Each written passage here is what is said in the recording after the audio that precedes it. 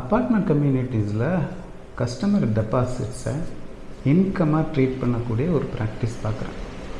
இது it's not a good or right practice to follow. ஒரு example, சின்னதாக ஒரு எக்ஸாம்பிள் பார்க்கலாம். அவங்க கம்யூனிட்டியில் ஒரு ஜிம் இருக்கலாம், அதுக்கு மெம்பர்ஷிப் வாங்குறதுக்காக ஒரு டெபாசிட் அமௌண்ட் வாங்கலாம். இல்லை ஒரு செலிப்ரேஷன் ஹால் இருக்கலாம், அந்த ஹாலில் ஒரு காஷன் டெபாசிட் ஒரு குறிப்பிட்ட அமௌண்ட் வாங்கலாம். ஸோ இந்த டெபாசிட் நம்மளுடைய பேங்க் அக்கௌண்ட்டுக்கு வருது, இல்லை கேஷுக்கு வருது. ஸோ நமக்கு காசு வர்றதுனாலேயே அதை இன்கமாக ட்ரீட் பண்ணக்கூடிய ஒரு மைண்ட் செட்டும் நமக்கு இருக்குது. இது ஆக்சுவலாக நல்ல சரியான ஒரு ப்ராக்டிஸ் இல்லை.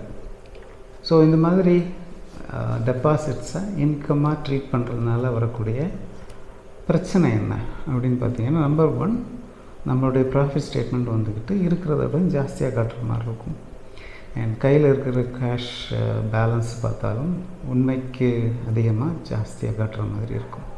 ஸோ போத் ஆர் நமக்கு ஃபினான்ஷியல் சிச்சுவேஷன்ஸை கொஞ்சம் மிஸ்லீடிங்காக இருக்கிற மாதிரியான ஒரு பொசிஷனில் கொண்டு விடும். So it's not a good thing to follow.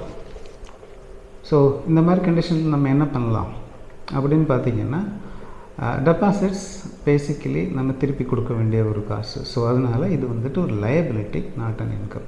So always treat all kinds of deposits as ஒரு லயபிலிட்டியாக ட்ரீட் பண்ணுங்கள், இன்கமாக ட்ரீட் பண்ண வேணும். ஸோ இது ஒரு சின்ன சேஞ்ச் தான், பட் இந்த சேஞ்ச் பண்ணுறது நம்மளுடைய கம்யூனிட்டியோட ஃபினான்ஷியல் சிச்சுவேஷன்ஸ் ஆர் கண்டிஷன்ஸை தெளிவாக நமக்கு காட்டும். Just a small tip. Thank you.